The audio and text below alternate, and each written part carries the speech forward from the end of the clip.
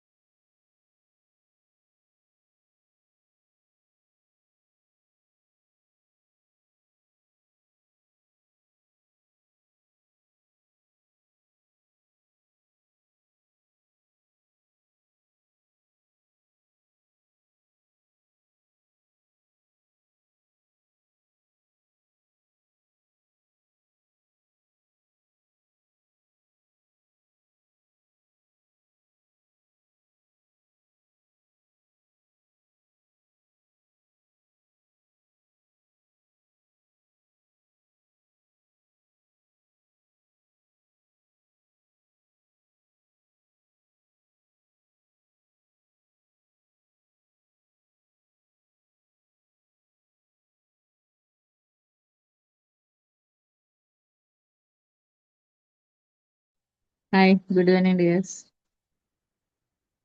Good evening മാം. എന്നെ എന്ത് പറ്റി? കഴിഞ്ഞ 2 ക്ലാസ്സിലും കണ്ടില്ലല്ലോ. നാട്ടിന്ന് ഇങ്ങോട്ട് വരുന്ന ഇതില്ലായിരുന്നു. കഴിഞ്ഞ ഫ്രൈഡേ ആ നാട്ടിൽ നിന്ന് വന്നത് ഇങ്ങോട്ട് വന്നത്. ഗൾഫിലേക്ക് എത്തിയോ? ആ എല്ലാ ദിവസവും കാണുന്ന ആളുകളെ കാണാൻ ഞാൻ ഇങ്ങനെ ശ്രദ്ധിക്കും. ഓക്കെ. കേറാൻ തീരെ പറ്റില്ല. ഇവിടെ ആ ടൈമിലായിരുന്നു ഇവിടെ ഇറങ്ങിയത്. ആ ആ ഓക്കെ. നെക്സ്റ്റ് നമുക്കൊന്ന് ഹെൽത്ത് ആൻഡ് ന്യൂട്രീഷന്റെ ക്ലാസ് ആണ്. അപ്പോൾ കഴിഞ്ഞ ക്ലാസ് നമ്മൾ എൻഡ് ചെയ്ത പോയിന്റ് ഏതാണെന്ന് പറയാമോ? എയിംസ് ആൻഡ് വാല്യൂസ് അല്ലേ? AIIMS and values of health education. അത് കംപ്ലീറ്റ് ആയോ? മയോപ്പി ഒക്കെ എടുത്തതാണോ? അതിൽ ഫസ്റ്റ് പോയിന്റ് പറഞ്ഞു. ഞാൻ മാർക്ക് ചെയ്തത് അതാണ് ഫസ്റ്റ് പോയിന്റ്. ഞാൻ വെച്ചത് ആ സെക്കൻഡ് പോയിന്റ് ആണ്, അതുകൊണ്ടാണ് ഞാൻ ആ ചോദിച്ചത്. അതെ. ആ ഓക്കെ. നെക്സ്റ്റ് അതന്നെ. നെക്സ്റ്റ് വരുന്നത് to maintain norms of good health അല്ലേ? Maintain norms of good health. Good ഹെൽത്തിന്റെ നോംസ് ആണ് നെക്സ്റ്റ് പോയിന്റ്. അപ്പോൾ ലെക്ചർ നോട്ട് ആയിട്ട് എഴുതാം. ഞാൻ ഈ ചാപ്റ്ററിന്റെ ക്വസ്റ്റ്യൻ ആൻസർ ആയിട്ട് വിട്ടെന്നാ പോലെ. എസ് എ ക്വസ്റ്റ്യനിൽ എല്ലാം ഉണ്ടായിരിക്കും. ഇതിന്റെ ഈ ചാപ്റ്ററിന്റെ എല്ലാം കണ്ടന്റും ഉണ്ടായിരിക്കും. 1 word, then 1 mark, 2 mark, 3 mark, 5 mark, 10 mark, then 20 mark. വലിയ എസ് ആണെങ്കിൽ 20 മാർക്ക്. ഇങ്ങനെയാണ് നിങ്ങൾക്ക് എക്സാമിന് വരിക. അതിനനുസരിച്ച് നമുക്ക് ചാപ്റ്റർ വൈസ് ക്വസ്റ്റ്യൻ ആൻസർ ആയിട്ട് വിട്ടുതരാം ഏറ്റവും നല്ലത്. കാരണം ഓരോ ക്ലാസ്സിന്റെയും നോട്ട്സ് വിട്ടുതരുന്നതിനേക്കാളും അതായിരിക്കും നിങ്ങൾക്കും ഒന്നുകൂടെ ബെനിഫിറ്റ്. എനിക്ക് ലാസ്റ്റിലേക്ക് പെട്ടെന്ന് തന്നെ ഐഡന്റിഫൈ ചെയ്യാൻ ഏറ്റവും നല്ലത് അതാണ്. ഓക്കെ, അത് നമുക്ക് ക്ലാസ്സിലേക്ക് പോകാം. To maintain norms of good health. It helps the school authorities to keep certain norms of the health in school. A number of programs of the good health develop in pupils sufficient habits of hygiene, living and hygienic surroundings such as the cleanliness, etc. അപ്പൊ നമുക്ക് കൃത്യമായിട്ട് പറയുകയാണെന്നുണ്ടെങ്കിൽ നമ്മുടെ good health സ്കൂളിൽ നിർബന്ധമായിട്ട് നമ്മൾ keep ചെയ്യേണ്ട ഒരു കാര്യമാണ്. വീട്ടിൽ നിന്നിപ്പം 3 വയസ്സ് വരെ കുഞ്ഞുങ്ങൾ വീട്ടിലാണ്. വീട്ടിൽ നിന്നും ഹെൽത്ത് റിലേറ്റഡ് ആയിട്ടുള്ള കാര്യങ്ങൾ ഇപ്പോൾ അവർ സയന്റിഫിക് ആയിട്ടൊന്നും നോക്കുന്നില്ല. പക്ഷെ നമ്മളടുത്തേക്ക് സ്കൂളിലേക്ക് എത്തുമ്പം കൃത്യമായിട്ട് സയന്റിഫിക് ആയിട്ട് തന്നെ നമ്മളതിനെ അപ്രോച്ച് ചെയ്യണം.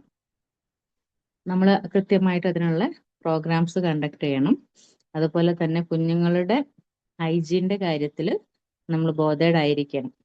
ഈ ജലദോഷമുള്ള മക്കള്, പനിയുള്ള മക്കളൊക്കെ കഴിയുന്നതും സ്കൂളിലോട്ട് വരണ്ടെന്ന് തന്നെ പറയണം. ചില പാരൻസ് വർക്കിംഗ് പാരൻസ് ആയിരിക്കും. അയ്യോ, എനിക്ക് കുഞ്ഞിവിടെ ലീവായി കഴിഞ്ഞാൽ എനിക്ക് നിൽക്കാൻ കഴിയില്ല, അപ്പൊ അതുകൊണ്ട് നിങ്ങൾ എങ്ങനെയെങ്കിലും കുഞ്ഞിനെ ഒന്ന് സ്കൂളിലേക്ക് അവിടെ ഇരുത്തിയാം എന്നൊക്കെ പറയും ചില പാരൻസ്. പക്ഷെ നമുക്ക് ഈ കുഞ്ഞിനെ സ്കൂളിൽ എവിടെയെങ്കിലും ഒന്ന് ഇരുത്താന്ന് പറഞ്ഞാൽ നമുക്കത് പോസിബിൾ അല്ല. കാരണം ഈ കുഞ്ഞുങ്ങള് മൂക്ക് പിടിക്കും, എന്നിട്ട് ആ കൈ അവരുടെ മറ്റു ഡെസ്കിലോ ബെഞ്ചിലോ ഒക്കെ ഉണ്ടായിരിക്കും. മറ്റു കുട്ടികൾ അത് അവിടെ ചെന്നിട്ട് ടച്ച് ചെയ്യും, അവിടുന്ന് ജേംസ് കയറും. അപ്പൊ ഇത്തരം കുട്ടികളെ നമ്മൾ കഴിയുന്നതും സ്കൂളിൽ നിന്ന് ക്ലാസ്സിലേക്ക് വരണ്ടെന്ന് തന്നെ പറയും. ദെൻ ഒരു ബെഞ്ചിൽ അല്ലെങ്കിൽ ഇപ്പം ചെയറാണ്, അധിക സ്കൂളുകളിലും ചെയറാണ് വരുന്നത്. ചെയർ ആകുമ്പോൾ ഇൻഡിവിജ്വൽ ആണ്. പക്ഷെ ചെയർ അല്ലാത്ത ഈ ബെഞ്ചൊക്കെ ആവുമ്പോൾ ഒരുമിച്ചാണ് ഇരുത്തുക. ഒരു 3 4 മാക്സിമം പോയാൽ 5 പേരെങ്കിലും ഒരു ബെഞ്ചിലുണ്ടായിരിക്കും. ഈ പനിയൊക്കെയുള്ള കുഞ്ഞുങ്ങളാണെങ്കിൽ ഭയങ്കര തിങ്ങിയൊക്കെ ഇരിക്കുന്ന സമയത്ത് അണുക്കൾ അങ്ങോട്ടും ഇങ്ങോട്ടും പകരാം. പനി എപ്പോഴും എന്താണ്, ഒരു രോഗത്തിന്റെ ലക്ഷണം മാത്രമാണ്, രോഗമല്ല. ഒരു രോഗത്തിന്റെ ലക്ഷണം എന്തെങ്കിലും ഇൻഫെക്ഷൻ നമ്മുടെ ശരീരത്തിൽ ഉണ്ടാവുക, ഈ പല്ലിന് പഴുപ്പ്, അല്ലെങ്കിൽ കണ്ണിന് എന്തെങ്കിലും ഇൻഫെക്ഷന്, എവിടെയെങ്കിലും ഒരു ഇൻഫെക്ഷൻ വന്നു കഴിഞ്ഞാൽ അതിന്റെ ഒരു എന്താ പറയുക, നമുക്ക് തരുന്ന സൂചനയാണ് പനി. ഇന്ന സംഭവം നിങ്ങളുടെ ശരീരത്തിലേക്ക് കയറിയിട്ടുണ്ട്, ശ്രദ്ധിക്കുക എന്ന് നമ്മളെ മുന്നറിയിപ്പ് തരാണ് പനിയിലൂടെ. ഇടക്കിടക്ക് കുഞ്ഞു മക്കൾക്കാവുമ്പോൾ ഇടക്കിടക്ക് പനിക്കും, ചെറിയ ന്യൂ ബോൺ ബേബീസിന്. ഈ പനി എന്താണ്, പനി അതുപോലെ ഛർദി, ഇത് രണ്ടും നമ്മൾ എപ്പോഴും കാണാറുള്ള ഒരു കാര്യമാണ് ന്യൂ ബോൺ ബേബിയിൽ. ഇത് രണ്ടും, ഛർദി വരുന്നത് കുഞ്ഞിന്റെ ശരീരത്തിലേക്ക് കുഞ്ഞിന് ആവശ്യമില്ലാത്ത ഫുഡ് കയറിയാൽ റിജക്റ്റ് ചെയ്യാണ്. ഓവർ ആയിട്ടുള്ള ഫുഡ് അല്ലെങ്കിൽ കുഞ്ഞിന് ദഹിക്കാൻ കഴിയാതെ ദഹന പ്രക്രിയക്ക് തടസ്സം നിൽക്കുന്ന രീതിയിലുള്ള ഫുഡൊക്കെ ആണെങ്കിൽ ശരീരം റിജക്റ്റ് ചെയ്യാണ് ഛർദിയിലൂടെ. പിന്നെ പനി വരുമ്പോൾ ഈ ചില പ്രായമായിട്ടുള്ള ഗ്രാൻഡ് പാരൻസ് എന്താ പറയാ, പനി എപ്പോഴും വളർച്ചയുടെ ലക്ഷണമാണ്. കുഞ്ഞുങ്ങൾക്ക് ഇടയ്ക്കൊന്ന് പനി ഉണ്ടെങ്കിലല്ലേ നമ്മൾ ഓരോന്ന് ശ്രദ്ധിക്കുള്ളൂ എന്നൊക്കെ പറയാതെ. ഇപ്പോഴും പനി എന്താണ്, ഒരു ചെറിയ കുഞ്ഞുങ്ങളിൽ വരുന്ന പനി ഇതുപോലെ തന്നെ ഗ്രോത്തിന്റെ ലക്ഷണമാണ്. കാരണം ശരീരം കോശങ്ങൾ വർദ്ധിപ്പിക്കുകയാണ്. കോശങ്ങൾ വർദ്ധിപ്പിക്കുമ്പോൾ ആ സമയത്ത് കുഞ്ഞുങ്ങൾക്ക് ചെറിയ രീതിയിൽ പനി വരാറുണ്ട്. പക്ഷെ ചില പനി കൂടുതലായിട്ട് ഫിറ്റ്സ് ആയിട്ട് വരും. അത് ഫീവർ ബ്രെയിനിനെ ബാധിക്കുകയാണ്. ബ്രെയിൻ എപ്പോഴും ഒരു സിസ്റ്റമാറ്റിക് ആയിട്ടുള്ള കൃത്യമായിട്ടുള്ള ഒരു രീതിയിലാണ് പോകുന്നത്. അവിടെ നമുക്ക് കൂടുതലായിട്ട് ടെമ്പറേച്ചർ കൂടി കഴിഞ്ഞാൽ എന്താണ്, അത് ബ്രെയിനിനെ ബാധിക്കും. അത് ബ്രെയിനിനെ ഫീവർ ബാധിച്ചു കഴിഞ്ഞാൽ ഫിറ്റ്സ് വരാനുള്ള സാധ്യതയുണ്ട്. അവിടെയാണ് നമ്മൾ കുഞ്ഞുങ്ങൾക്ക് തലയിൽ അതുപോലെ കക്ഷത്തിലൊക്കെ ഒരു എപ്പോഴും തണുത്ത ഐസ് ഒരിക്കലും വെക്കാൻ പാടില്ല. ഐസ് ചിലർ പറയും ഐസ് പൊതിഞ്ഞിട്ട് വെച്ചു കൊടുക്കാനും. ഒരിക്കലും ഐസ്, ഇപ്പൊ നമ്മൾ പനിച്ചു കിടക്കുന്ന സമയത്ത് നമ്മളെ ശരീരത്തിൽ ഐസ് കൊണ്ട് വെച്ചാൽ എങ്ങനെ ഉണ്ടായിരിക്കും? നമ്മൾ അനുവദിക്കുമോ? നമ്മൾ ഭയങ്കരമായിട്ട് റിജക്ട് ചെയ്യും. പക്ഷെ ആ കുഞ്ഞിനത് റിജക്ട് ചെയ്യാൻ പറ്റുന്നില്ല. കുഞ്ഞത് അനുഭവിക്കുകയാണ്, ഭയങ്കരമായിട്ട് പ്രയാസപ്പെടുകയാണ്. എപ്പോഴും എന്താണ്, കുഞ്ഞിനെ നനച്ചു തുടയ്ക്കാൻ ഉപയോഗിക്കേണ്ടത് വാം വാട്ടറാണ്. ചൂടുവെള്ളമല്ല, തണുത്ത വെള്ളമല്ല. ഒരു വാം വാട്ടറിൽ കുഞ്ഞിനെ നനച്ചു തുടയ്ക്കുക, പെട്ടെന്ന് തന്നെ ടെമ്പറേച്ചർ കുറയും. അതാണ് ഏറ്റവും ഇമ്പോർട്ടൻ്റ് ആയിട്ട് ചെറിയ ന്യൂ ബോൺ ബേബിയിലൊക്കെ നമ്മൾ ആ ഒരു വയസ്സിനുള്ളിലുള്ള കുട്ടികൾക്ക് ചെയ്യേണ്ട ഒരു കാര്യം. കഴിയുന്നതും മെഡിസിൻ കൊടുക്കാണ്ടിരിക്കുക. മെഡിസിനൊക്കെ എന്ന് പറഞ്ഞാൽ ആ ടെമ്പറേച്ചറിനെ ഒതുക്കുക ചെയ്യുന്നത്, അതിനങ്ങോട്ട് ഇല്ലായ്മ ചെയ്യാൻ. പക്ഷെ അത് കുഞ്ഞിന്റെ ഉള്ളിൽ എന്തെങ്കിലും ചെറിയ എന്തെങ്കിലും രോഗം ഉണ്ടെങ്കിൽ അത് പുറത്തേക്ക് വരും. ഇപ്പൊ കഫക്കെട്ട്, ചെസ്റ്റിൽ നീർക്കെട്ട് ഉണ്ടെങ്കിൽ ഒരു കഫായിട്ട് വരും. അപ്പൊ ഈ കഫക്കെട്ട് വരുന്ന സമയത്ത് ആന്റിബയോട്ടിക് നിർബന്ധമാണ്. കഫക്കെട്ട് കൂടുമ്പോഴാണ് ന്യൂമോണിയ വരുന്നത്. അത് ഭയങ്കര പ്രയാസത്തിലേക്കാവും, മരണം വരെ സംഭവിക്കാനുള്ള സാധ്യതയുണ്ട്. അപ്പൊ അത് ശ്രദ്ധിക്കുക. അപ്പൊ അവിടെ നമുക്ക് ഹെൽത്തി ആയിട്ടുള്ള കാര്യങ്ങളാണ് നമ്മൾ ശ്രദ്ധിക്കേണ്ടത്. കുഞ്ഞ് 3 വയസ്സ് വരെ പാരൻസിന്റെ അടുത്താണ്. നിങ്ങളൊക്കെ ഓരോ പാരൻസ് ആയിട്ടാണ് ഞാൻ ഇത് ഒന്നുകൂടെ പറഞ്ഞത്. പിന്നെ കുഞ്ഞ് ജീവിക്കുന്ന സറൗണ്ടിങ്സിൽ എപ്പോഴും ക്ലീൻലിനെസ് ആയിരിക്കണം, വീടാവട്ടെ സ്കൂളാവട്ടെ. To take precaution and prevention measures. It aims to take adequate precaution against contamination and spread of the disease, so good sanitary arrangements are made. Urinal and toilets are kept clean. Sweeping is done daily, and the rooms and the furniture are kept neat and tidy. The eatables in the truck shop are saved from flies. Then ഈ precaution എടുക്കുക. കണ്ടാമിനേഷണൽ diseases എന്താണ് spread ആവും പെട്ടെന്ന്. ഇപ്പം ഏറ്റവും കൂടുതൽ spread ആവുന്ന diseases ആണ് മഞ്ഞപ്പിത്തം. മഞ്ഞപ്പിത്തം ഏറ്റവും കൂടുതൽ പെട്ടെന്ന് സ്പ്രെഡ് ആവുന്നത് ഒന്ന് നമ്മുടെ ടോയ്ലറ്റിൽ നിന്നാണ്. കുഞ്ഞുങ്ങൾ എല്ലാവർക്കും ഓരോ ടോയ്ലറ്റ് ഒന്നും അല്ലല്ലോ ഉണ്ടാവുക. അപ്പോൾ മിക്ക കുട്ടികളുടെയും ടോയ്ലറ്റ് ഒരു ടോയ്ലറ്റിനാവുമ്പോൾ പെട്ടെന്ന് തന്നെ രോഗാണു ശരീരത്തിലേക്ക് കയറും. പിന്നെ ജോണ്ടിസ് പകരുന്നത് ഈ ബോട്ടിൽ ജ്യൂസുകൾ, പാക്കറ്റ് ജ്യൂസ്, ഫ്രൂട്ടി എന്നൊക്കെ പറഞ്ഞ് നമ്മൾ കുട്ടികൾക്ക് സ്നേഹത്തോടെ വാങ്ങി കൊടുക്കുന്ന ജ്യൂസുകൾ. ആ ജ്യൂസുകളൊക്കെ ഉണ്ടാക്കുന്ന പല വീഡിയോസ് ഇപ്പോൾ പുറത്ത് വരുന്നുണ്ട്. നമ്മളൊക്കെ കണ്ടിട്ട് ഓക്കാനിച്ച് ഛർദ്ദിച്ചിട്ടുണ്ടാവും. ഇതൊക്കെ നമ്മുടെ കയ്യിലേക്ക് എത്തുമ്പോൾ പ്യുവറാണ്. എന്ത് ഭംഗിയാ, സ്റ്റിക്കറൊക്കെ ഒട്ടിച്ച് നല്ല പ്യുവറായിട്ട്. പക്ഷെ അതിൻ്റെ ഉള്ളിൽ എത്രത്തോളം അണുക്കളുണ്ട് എന്നുള്ളത് നമുക്കൊന്ന് ടെസ്റ്റിന് കൊടുത്താൽ കണ്ടെത്താവുന്നതേ ഉള്ളൂ. ഇതിലൂടെയാണ് ഏറ്റവും കൂടുതലായിട്ട് ഇന്ന് ജോണ്ടിസ് പകരുന്നത്. പുറത്തു നിന്നുള്ള വെള്ളം, ജ്യൂസ് ഇതൊക്കെ കഴിയുന്നത് ഒഴിവാക്കുക. കുഞ്ഞുങ്ങളെ കൊണ്ട് യാത്ര പോകുമ്പോൾ സ്കൂളിൽ നിന്നാണെങ്കിലും വീട്ടിൽ നിന്നാണെങ്കിലും ഫുഡ് നമ്മൾ പ്രിപ്പയർ ചെയ്തിട്ട് കൊണ്ടുപോവുക. ഞങ്ങളൊക്കെ സ്കൂളിൽ നിന്ന് കുട്ടികളെ കൊണ്ടുപോകുന്ന സമയത്ത് ബ്രേക്ക്ഫാസ്റ്റ്, ഡിന്നർ, ലഞ്ച് ഇത് രണ്ടും നമ്മൾ കയ്യിൽ കരുതും. ഡിന്നർ നമുക്ക് അറിയുന്ന ഒരു ഹോട്ടലിൽ ഏൽപ്പിക്കൂ. ഇൻ കേസ് എന്തെങ്കിലും പ്രോബ്ലം ഉണ്ടായി കഴിഞ്ഞാൽ നിങ്ങളാണ് അതിന് ഉത്തരവാദി എന്നുള്ള രീതിയിൽ അവരോട് സംസാരിക്കുകയും ചെയ്യും. അപ്പം അതിനനുസരിച്ച് അവർ ഫുഡിന് നമുക്ക് അറേഞ്ച്മെന്റ് ചെയ്ത്, കുഞ്ഞു മക്കളല്ലേ നമ്മൾ കൊണ്ടുപോകുന്നത്.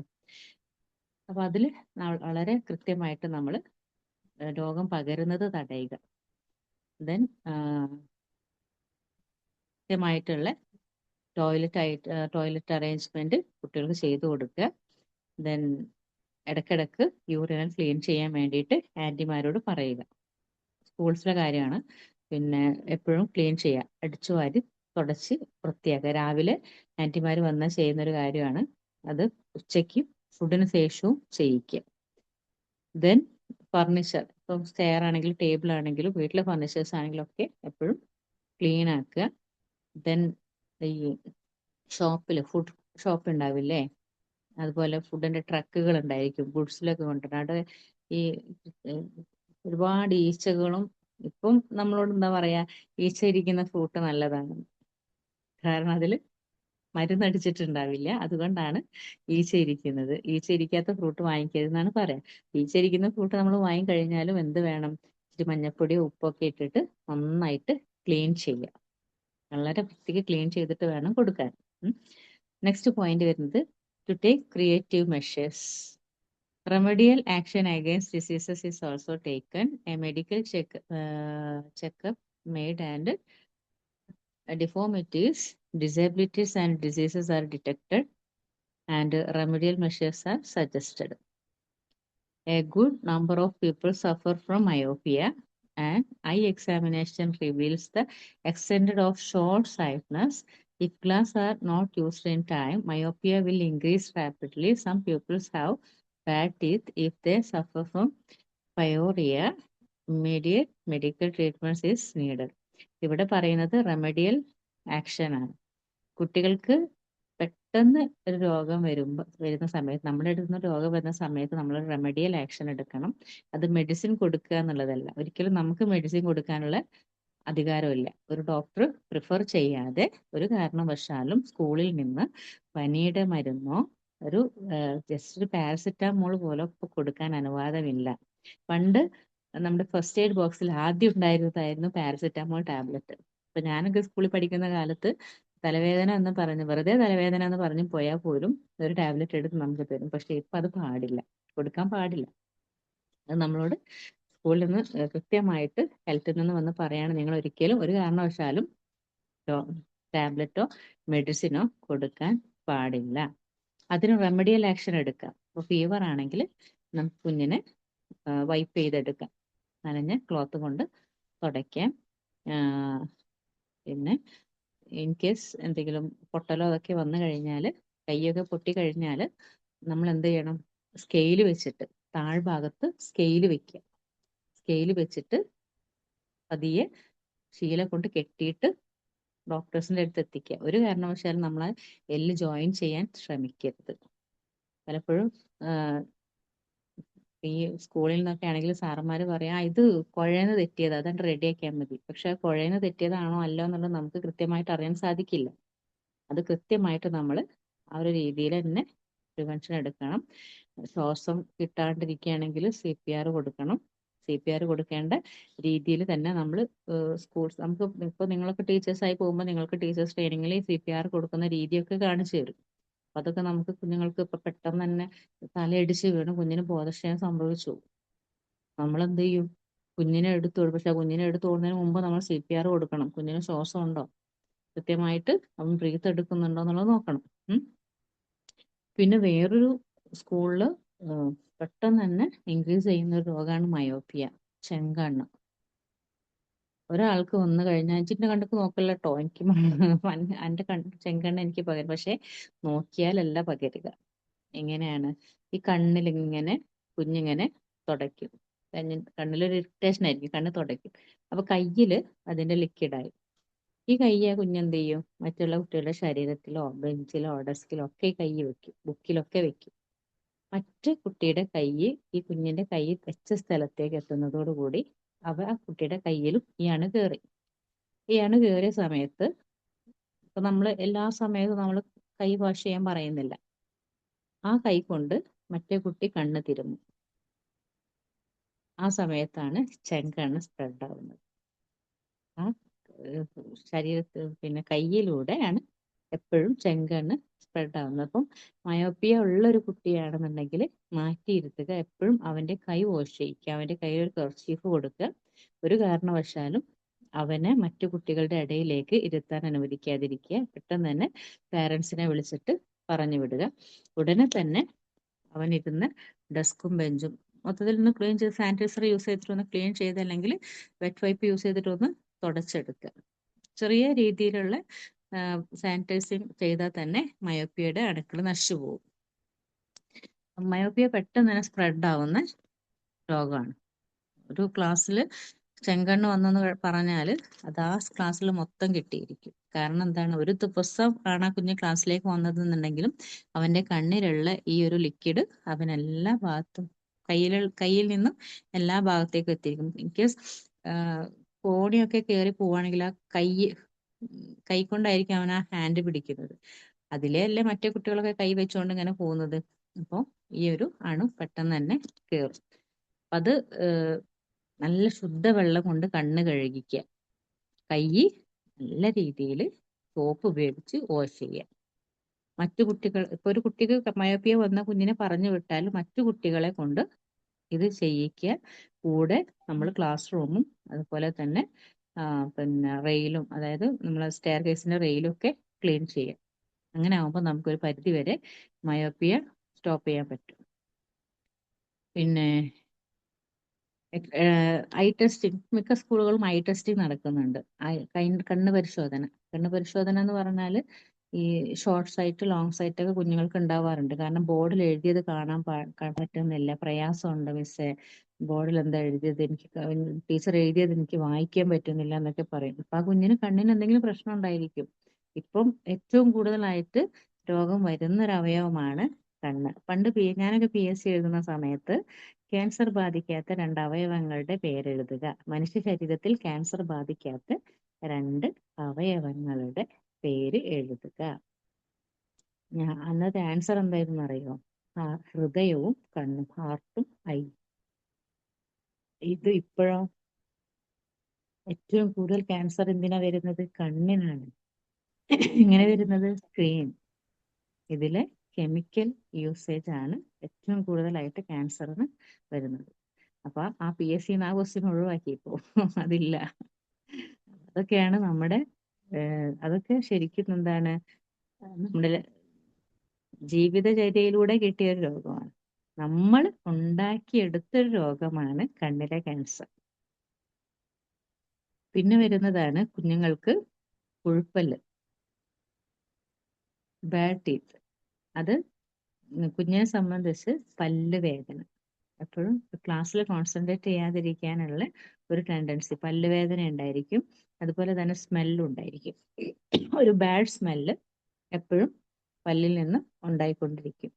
അത് മെഡിക്കൽ ട്രീറ്റ്മെന്റ് തന്നെ എടുക്കണം. അതിന് റൂട്ട് കനാല്, ക്ലീനിങ് ഒക്കെ കൊടുത്തിട്ട് ചെയ്യിക്കണം. അതിന്റെ പേരാണ് പയോറിയ.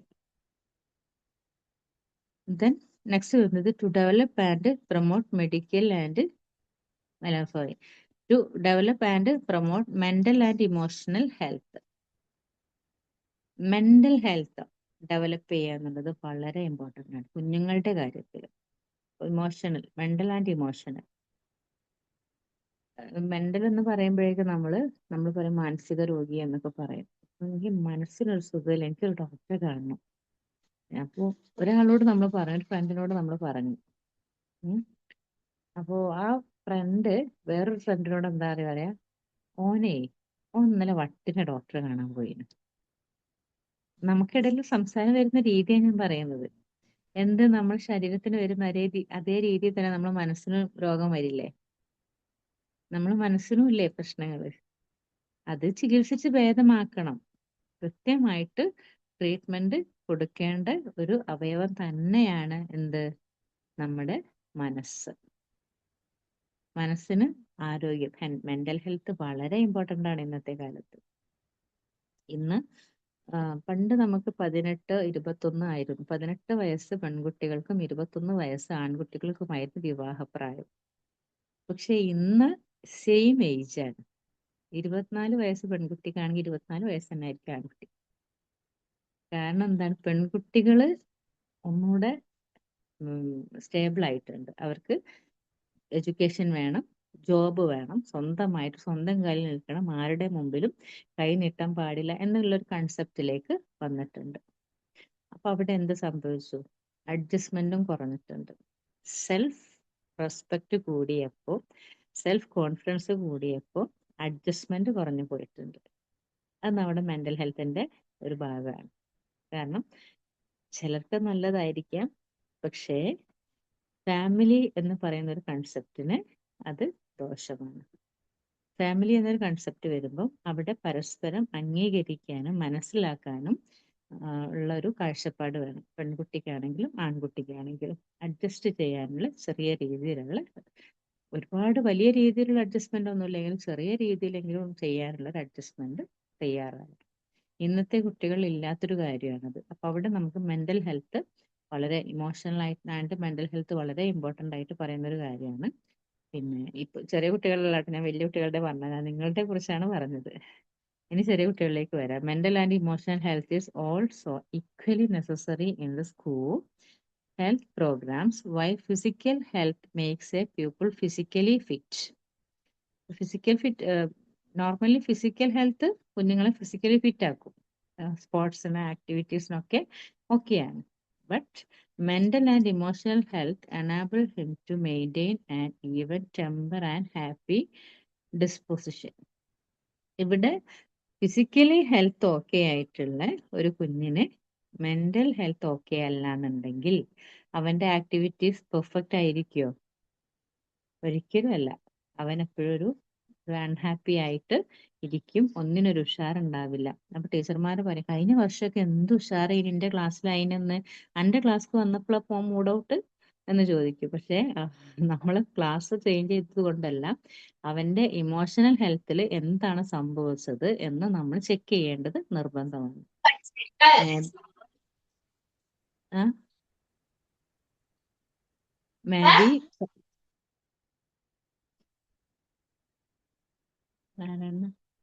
മേ ബി പാരൻസ് തമ്മിലുള്ള പ്രോബ്ലംസ് കുഞ്ഞുങ്ങളുടെ മെന്റൽ ഹെൽത്തിനെ ബാധിക്കും.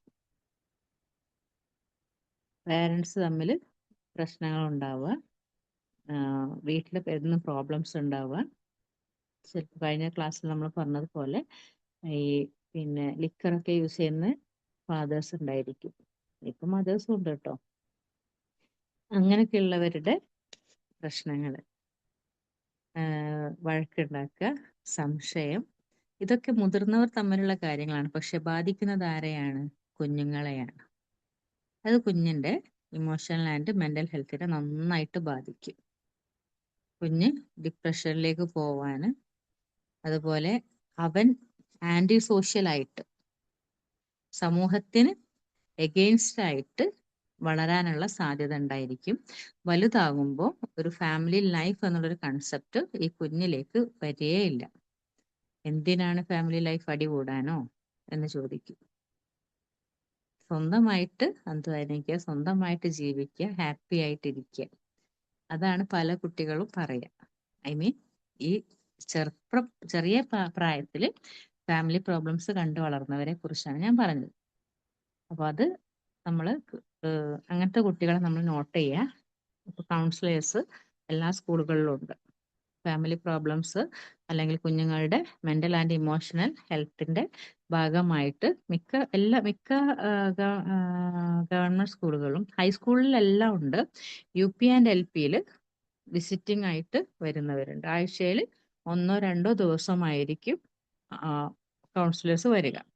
അപ്പൊ അവർ ഇത്തരം കുഞ്ഞുങ്ങളെ നമ്മൾ ടീച്ചേഴ്സ് നോട്ട് ചെയ്തിട്ട് കൗൺസിലേഴ്സിനോട് പറയും, ഇന്ന ക്ലാസ്സിൽ ഇന്ന കുട്ടിയെ ഒന്ന് ശ്രദ്ധിക്കണം.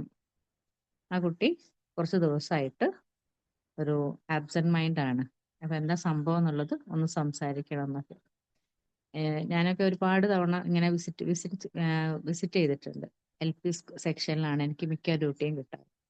പലപ്പോഴും നമ്മൾ കുഞ്ഞുങ്ങളോട് സംസാരിക്കുമ്പോൾ ചെറിയ ചെറിയ കാര്യങ്ങളായിരിക്കും, വളരെ ചെറിയ കാര്യങ്ങൾ. ചില കുട്ടികൾക്ക് പാരൻസിന്റെ ഇടയിൽ നിന്നുള്ള പ്രശ്നങ്ങളായിരിക്കില്ല, പിന്നെ കുടുംബങ്ങള്, ഗ്രാൻഡ് പാരൻസും പ്രശ്നക്കാരായിട്ടുണ്ട്. ഗ്രാൻഡ് പാരൻസ് ഇപ്പം അച്ഛന്റെ വീട്ടിൽ നിൽക്കുകയാണെങ്കിൽ അമ്മയെ കുറ്റപ്പെടുത്തി, നിന്റെ അമ്മ അങ്ങനെയാ, നിന്റെ അമ്മ ഇങ്ങനെയാ, നിന്റെ അമ്മ ഉണ്ടാക്കിയ ഭക്ഷണം ടേസ്റ്റ് ഇല്ല എന്നൊക്കെ പറഞ്ഞുകൊണ്ടിരിക്കുക.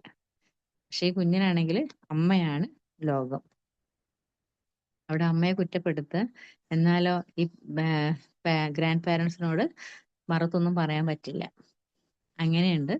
ചില വീടുകളിൽ സ്വന്തം അമ്മമാര് തന്നെ കുട്ടികളോട് പറയും, നിന്റെ അച്ഛൻ എങ്ങനെയാ, അല്ല നിന്റെ അച്ഛമ്മ എങ്ങനെയാ, അച്ഛൻ എങ്ങനെയാന്നൊക്കെ. ഇതൊക്കെ കുഞ്ഞുങ്ങളെ ബാധിക്കുന്ന കാര്യം, കുഞ്ഞുങ്ങളെ പഠനത്തിന്റെ പ്രശ്നങ്ങൾ. അപ്പൊ നമുക്ക് കേട്ട കാര്യങ്ങളാണ് പറയുന്നത്.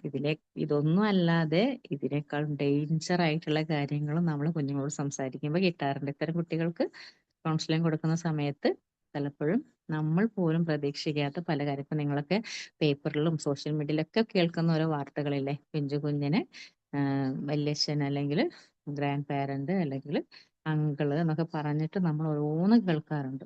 ഇതൊക്കെ ഇവരിങ്ങനെ പച്ചയ്ക്ക് പറയുമ്പോൾ നമ്മള് ഭൂമി പിളർന്നങ്ങോട്ട് താഴേക്ക് പോയാന്ന് പോലും തോന്നിപ്പോയ നിമിഷങ്ങളുണ്ട്. കാരണം കേൾക്കാൻ പറ്റുന്നില്ല. നമ്മളെ മക്കളല്ലേ, നമ്മളെയൊക്കെ അവസ്ഥ ആലോചിച്ചു പോകും. എന്റെ കുഞ്ഞിനാണ് ഇത് വന്നതെന്നുണ്ടെങ്കിൽ കുത്തിക്കൊന്ന് ഞാൻ ജയിലിൽ പോയെന്ന് പറയുക നമ്മൾ. അതേ രീതിയിലുള്ള കാര്യങ്ങളായിരിക്കും പലപ്പോഴും കേൾക്കുക. അപ്പൊ അതൊക്കെ കുഞ്ഞിന്റെ ലൈഫ് ലോങ് ഇമോഷണൽ ആയിട്ടുള്ള കാര്യത്തെ ബാധിക്കും.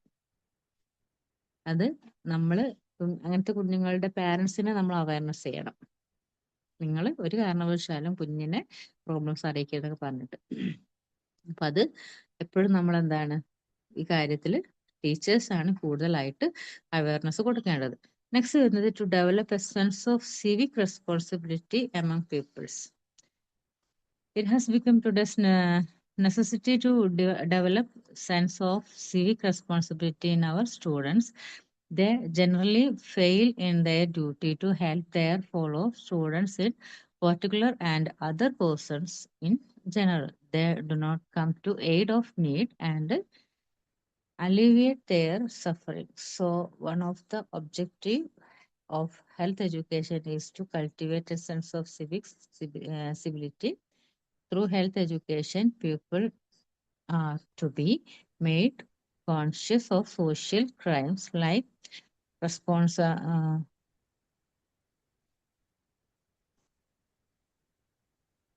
spitting anywhere എന്നാണ് കേട്ടോ.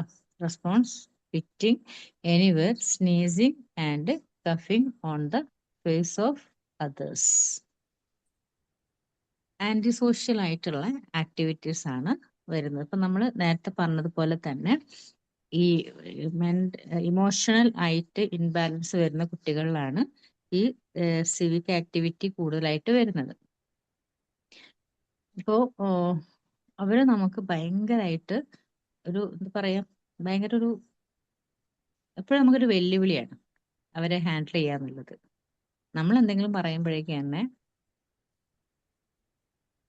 മറ്റുള്ളവരെ തുപ്പുക, കാർക്കിച്ച് തുപ്പ എന്നൊക്കെ പറയില്ലേ, ഇങ്ങനെയൊക്കെയുള്ളൊരു ക്യാരക്ടേഴ്സിലേക്ക് വരുന്നുണ്ട്. അപ്പൊ അത് നമ്മളെപ്പോഴും എന്താണ്, എഡ്യൂക്കേഷൻ, ആ ഒരു വിദ്യാഭ്യാസം നമ്മൾ അവർക്ക് പ്രൊവൈഡ് ചെയ്യുന്ന സമയത്ത്, ഇപ്പോ നമ്മൾ മരിയ മോണ്ടിസറിയുടെ പാഠഭാഗത്ത് നമ്മൾ പറഞ്ഞൊരു കാര്യമുണ്ട്. ഡോക്ടർ മരിയ മോണ്ടിസറി ഈ എന്താണ് സ്ലം ഡിസ്ട്രിക്റ്റിൽ പോയ സമയത്ത് ഫുഡിന് വേണ്ടിയിട്ട് അടിപിടി കൂടുകയാണ്. അടിപിടി കൂടുന്ന സമയത്ത് അവർക്ക് ഫുഡ് എങ്ങനെങ്കിലും കിട്ടണം.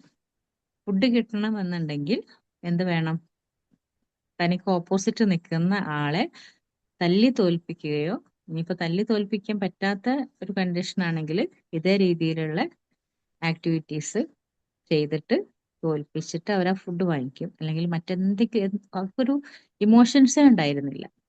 ഇമോഷൻസ് ഇല്ലാത്ത ഒരു സംഭവമാണ് ഈ പിന്നെ അന്ന് ആ കുട്ടികൾ കാട്ടിയിരുന്നത്. അപ്പൊ ഇവിടെ എഡ്യൂക്കേഷൻ കിട്ടിയ സമയത്ത് എന്താണ് സംഭവിച്ചത്, കുഞ്ഞുങ്ങളുടെ ആ ക്യാരക്ടറൊക്കെ മാറി. കുഞ്ഞുങ്ങൾ വളരെ ഡീസന്റ് ആയി. എല്ലാവരെയും റെസ്പെക്ട് ചെയ്യാനും അതുപോലെ തന്നെ യുദ്ധം ഒഴിവാക്കാനും ഒക്കെ നമ്മൾ അവിടെ ചെയ്തു. അപ്പോഴാണ് ഡോക്ടർ മരിയ മോണ്ടിസറിയെ നാട് കടത്തുന്നത്. കാരണം ഭരണാധിപന്മാർക്ക് എന്തില്ല, യുദ്ധം ചെയ്യാൻ ആളെ കിട്ടുന്നില്ല, അല്ലെ? അപ്പം എഡ്യൂക്കേഷൻ എപ്പോഴും എന്താണ്, ഒരു ഈ ഇതിനൊരു കൃത്യമായിട്ട് നമ്മുടെ സമൂഹത്തിന് ഉതകുന്ന രീതിയിൽ കുഞ്ഞുങ്ങളെ വാർത്തെടുക്കുക എന്നുള്ള പ്രോപ്പർ ആയിട്ടുള്ള ഒരു സംഭവമാണ്. അപ്പം വോട്ട് ചെയ്യുക, ജനാധിപത്യത്തിന് അഗെയിൻസ്റ്റ് ആയിട്ട് നമ്മൾ പ്രവർത്തിക്കുക, അത് ഒരു സിവിക് ആക്ടിവിറ്റിയാണ്. പിന്നെ റോഡ് നിയമങ്ങൾ, ട്രാഫിക് റൂൾസ്, റോഡിൽ തോന്നിയ രീതിയിൽ നടക്കാൻ പാടുണ്ടോ? ഇല്ല. ഇത് ട്രാഫിക് റൂൾസ് പാലിക്കണം. അതുപോലെ തന്നെ എൻവയോൺമെന്റൽ പ്രവർത്തനങ്ങൾ, പരിസ്ഥിതി പ്രവർത്തനങ്ങൾ, ഇപ്പം ചെടി നടുക, അതുപോലെ ക്ലീൻ ചെയ്യുക, ഇത്തരം കാര്യങ്ങളൊക്കെ അതുമായിട്ട് പരിസ്ഥിതി സംരക്ഷണ പ്രവർത്തനങ്ങൾ, പ്ലാസ്റ്റിക് യൂസ് ചെയ്യാണ്ടിരിക്കുക, അതിനൊക്കെ കുഞ്ഞുങ്ങളെ പ്രാപ്തരാക്കാം. പിന്നെ ശുചീകരണ പ്രവർത്തനങ്ങളിലേക്ക്, ഇപ്പൊ NSS യൂണിറ്റ് ഒക്കെ സ്കൂളിൽ കൊടുക്കുന്നത് ശുചീകരണ പ്രവർത്തനങ്ങളുമായിട്ടാണ്, അല്ലെ? പിന്നെ സോഷ്യൽ ആയിട്ടുള്ള സാമൂഹിക സേവനങ്ങളിൽ പ്രവർത്തിക്കുക. അതുപോലെ തന്നെ നമ്മുടെ രാജ്യത്തിന്റെ ഫെസ്റ്റിവൽസ്, എല്ലാ ഫെസ്റ്റിവൽസും നമുക്കുള്ളതാണ് എന്നുള്ള രീതിയിലൊക്കെ കുഞ്ഞുങ്ങളെ നമ്മൾ സോഷ്യലൈസ് ചെയ്യുക. പിന്നെ ഇത്തരം പിന്നെ റിജക്റ്റ് ചെയ്യുന്ന എന്തെങ്കിലും നമ്മൾ സംസാരിക്കുമ്പം നമ്മളോട് അഗെയിൻസ്റ്റ് ആയിട്ട് സംസാരിക്കുക എന്നൊക്കെ ചെയ്യുന്ന കുട്ടികളെ കൃത്യമായിട്ട് നമ്മൾ ഫോളോ ചെയ്ത് അവർക്ക് വേണ്ട കൃത്യമായിട്ടുള്ള ഫോളോ അപ്പ് കൊടുക്കുക. വിദ്യാഭ്യാസത്തിലൂടെ നല്ല പൗരന്മാരാക്കാൻ വേണ്ടി ശ്രദ്ധിക്കുക.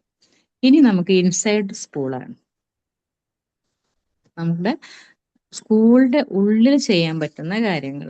A school has to arrange activities in following areas and in the manner given below. First point എന്താണ്? The school should be situated in a place with a healthy surroundings. മിക്ക സ്കൂളുകളും നിങ്ങൾ ശ്രദ്ധിച്ചിട്ടുണ്ട്. ഇപ്പോൾ ഗവൺമെന്റ് സ്കൂൾസ്, ഹയർ സെക്കൻഡറി, ഹൈസ്കൂളൊക്കെ കുന്നിൻ പ്രദേശങ്ങളിലാണ്, അല്ലെ? അധിക സ്കൂളുകളും വരുന്നത്. കാരണം അവിടെ വലിയ ഗ്രൗണ്ട് ഉണ്ടായിരിക്കും, അതുപോലെ കുറെ മരങ്ങൾ ഉണ്ടായിരിക്കും. എന്തിനു വേണ്ടിയിട്ടാണ്? നല്ല വായു, ഫ്രഷ് എയർ, ക്ലീൻ വാട്ടർ, കുട്ടികൾക്ക് ഫിസിക്കലി ആയിട്ട് കളിക്കാനുള്ള പ്ലേ ഗ്രൗണ്ട്, ഇതൊക്കെ കൃത്യമായിട്ട് വേണം. അവിടെ കാം ആൻഡ് ക്വയറ്റ് ആയിരിക്കണം. നോയ്സ് പൊല്യൂഷനോ എയർ പൊല്യൂഷനോ ഉണ്ടാവാൻ പാടില്ല. മിക്ക സിറ്റികളിലും, സ്കൂളൊക്കെ സിറ്റീസിൽ തന്നെ ആണെന്നുണ്ടെങ്കിൽ അവിടെ എയർ പൊല്യൂഷൻ ഉണ്ടാവാം. അതുപോലെ തന്നെ നോയ്സ് പൊല്യൂഷൻ, വാഹനങ്ങളുടെ ശബ്ദ കോലാഹലങ്ങളും കേൾക്കാറുണ്ട്. അത് കുട്ടികളുടെ കോൺസെൻട്രേഷനെ ബാധിക്കും. അപ്പോൾ സ്കൂള് നമ്മൾ പ്രൊവൈഡ് ചെയ്യേണ്ടത് എപ്പോഴും ഒരു ഹെൽത്തി സറൗണ്ടിങ്സിലായിരിക്കണം. സെക്കൻഡ് പോയിന്റ്സ് വരുന്നത് regular health check-ups and maintenance of health records of students. ഈ ഹെൽത്ത് റെക്കോർഡ്സ് ഓഫ് സ്റ്റുഡൻസിന്റെ വളരെ ഇമ്പോർട്ടൻ്റ് ആയിട്ടുള്ള ഒരു ഭാഗമാണ് ഞാൻ നിങ്ങളെ കൊണ്ട് ചെയ്ത ഹെൽത്ത് റെക്കോർഡ്. നിങ്ങൾ ചെയ്ത ഹെൽത്ത് റെക്കോർഡ് ഇല്ലേ, അതില് ഫസ്റ്റ് തന്നെ നിങ്ങൾ മേക്ക് ചെയ്തത് ഇമ്മ്യൂണൈസേഷൻ ചാർട്ടാണ്. ഈ ഇമ്മ്യൂണൈസേഷൻ ചാർട്ട് ജനനത്തിന് ശേഷം എടുക്കേണ്ട ഇഞ്ചക്ഷനും അതുപോലെ വാക്സിനേഷനുമാണ്. പക്ഷെ ഗർഭാവസ്ഥയിൽ മിക്ക കുട്ടികളുടെയും ജനനത്തോടെ തന്നെ മഞ്ഞ കാണാറുണ്ട്. മഞ്ഞ മിക്ക കുട്ടികൾക്കും ഉണ്ടാവാറുണ്ട്.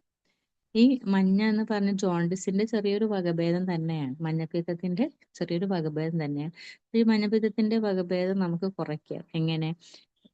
അമ്മ ഗർഭാവസ്ഥയിൽ ഹെപ്പറ്റൈറ്റിസിന്റെ ഇഞ്ചക്ഷൻ എടുത്തു കഴിഞ്ഞാൽ ജനനത്തിന് ശേഷം വരുന്ന ഈ മഞ്ഞ ഒഴിവാകും, ഉണ്ടാവില്ല. ദെൻ ജനിച്ചതിന് ശേഷവും ഹെപ്പറ്റൈറ്റിസ് ഇഞ്ചക്ഷൻ ഉണ്ട്. ഒരു 6 വയസ്സിനുള്ളിൽ നമ്മൾ എടുക്കേണ്ട ഒരു പ്രിവെൻഷൻ ഒരു വാക്സിനാണ് ഹെപ്പറ്റൈറ്റിസിന്റെ ഇഞ്ചക്ഷൻ. ഹെപ്പറ്റൈറ്റിസിന്റെ ഇഞ്ചക്ഷൻ എയും ബിയും എടുത്തു കഴിഞ്ഞാൽ നമുക്ക് ജോണ്ടിസിൽ നിന്നും പ്രിവെൻഷൻ ഉണ്ടായിരിക്കും.